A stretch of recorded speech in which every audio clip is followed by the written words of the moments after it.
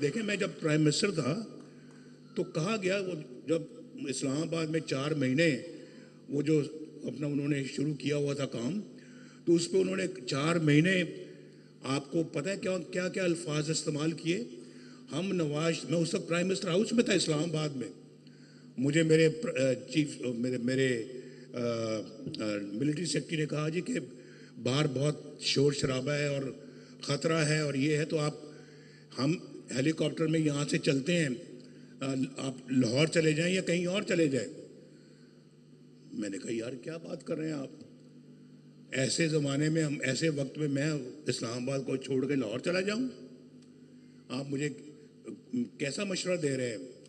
तो मुझे कहने लगे कि ये देखें ना, आपको कह रहे हैं कि जी मैं नवाज शरीफ को उसकी गर्दन में रस्सा डाल के खींच कर मैं वज़ीर आज़म हाउस से बाहर निकालूंगा।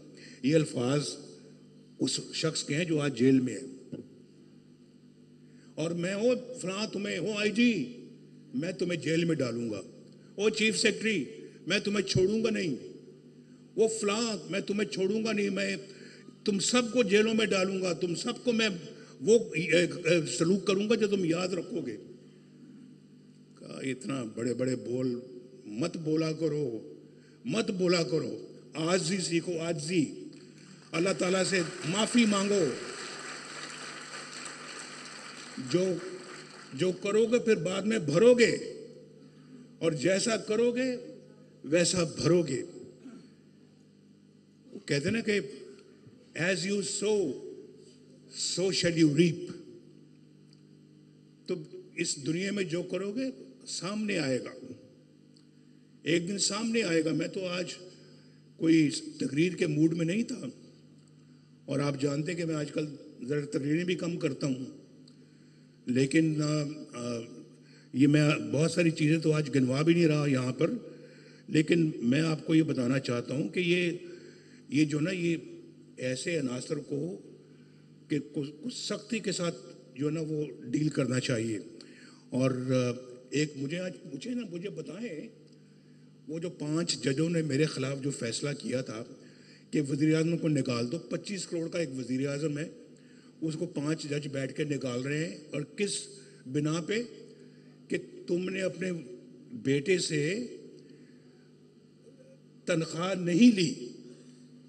और कितनी तनख्वाह? 10,000 दिरहम। तो लिहाजा तुमने उसको नहीं लिया, तुमने उसको अपने बुक्स में शो नहीं किया, लिहाजा तुम्हारी छुट्टी, तुम फारिग। 25 करोड़ के अवाम को 5 जज बैठ के इस बना पे फारिग करें, इस बना पे। ज़रा आप देखें तो सही ना कि वजह फारिग करने की, क्या तनख्वाह नहीं ली बेटे से। ये नहीं कि मैं आपसे तनख्वाह नहीं ली, या आपसे को मैं को 25 जो है 10,000 अरब लेके मैं गायब हो गया हूँ। मैंने बेटे से तनख्वाह नहीं ली, वो भी 10,000 दिरहम। तो बताएं कि कितना बड़ा जुल्म है। और फिर जो ये जो थे वहाँ के उस ज़माने के चीफ जस्टिस साकिब निसार, उसकी ऑडियो लीक मेरे पास आज भी मौजूद है। कहता है कि हमने तो भाई नवाज शरीफ को और मरियम को जेल में रखना है और इमरान खान को लाना है। और फिर मैं उन भेड़ बकरियों से पूछता हूँ जिसका मैंने अभी नाम लिया है कि आपने सुनी है कि साकिब निसार ने क्या कहा है? अगर सुन लो तो मेरे ख्याल आप भेड़ बकरियों वाला काम बंद कर दोगे।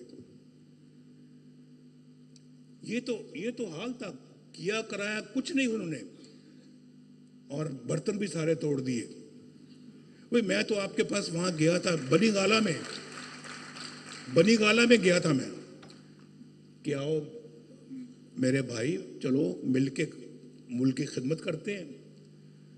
और वहाँ पे 1 घंटा मैंने आपके साथ बैठा। मैं वो 1 घंटा तो मैंने आपके साथ मीटिंग की, लेकिन वो आपने मुझे कहा जी हाँ जी बिल्कुल ठीक, बिल्कुल ठीक। उसके बाद आप लंदन चले गए और धरने का प्रोग्राम बना के आप वापस आ गए, और यहाँ पे पाकिस्तान में आपने धरना शुरू कर दिया। ये धरनों की सियासत ने आज पाकिस्तान को ये दिन दिखाया है जो मैं 75 साल की अभी बात की है मैंने।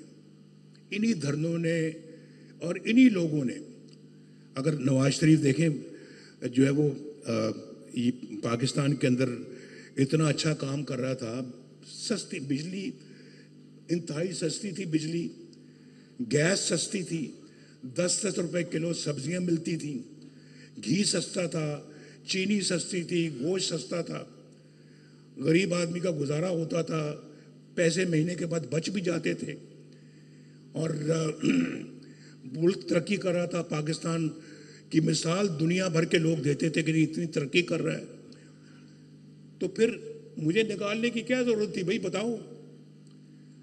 ये पाकिस्तानी अवाम साहब, ये आपका भी इसमें कसूर है, आप भी जिम्मेदार हैं। मैं आप ये ना समझे कि आप जिम्मेदार नहीं हैं, आप भी बराबर के जिम्मेदार हैं। आपने कभी पूछा कि इतने अच्छा काम हो रहे थे, बताओ मुझे, बताओ कि उस वक्त महंगाई का कोई नामो निशान था जब नवाज शरीफ वज़ीर आज़म था, तो फिर क्यों निकाला उसको? उसके बाद फिर आप आज ये दिन आया कि आज वो 1500 रुपए के जो माहाना बिजली के बिल होते थे आज 20-20 हज़ार रुपए के हो गए। कभी पूछा अपने आप से, पूछा कभी आपने? नहीं पूछा।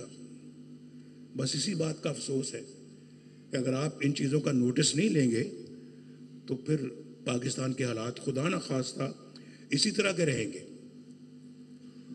वो जज फैसला दे के कहाँ चले गए हैं?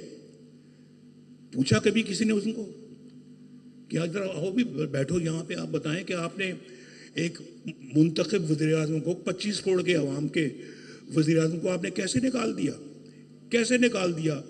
और इस प्रिटेक्स्ट पे निकाला कि उसने बेटे से तनख्वाह वसूल नहीं की।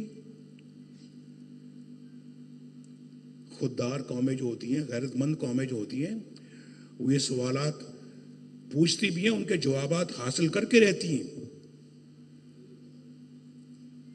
थोड़ा सा इस बात का मुझे अफसोस है, और अफसोस रहेगा और रहना भी चाहिए कि एक शख्स जो अपना पाकिस्तान के लिए इतना दिन रात काम कर रहा था, तामीर कर रहा था इस मुल्क की, उस बंदे के साथ ऐसा सलूक किया तो क्यों किया?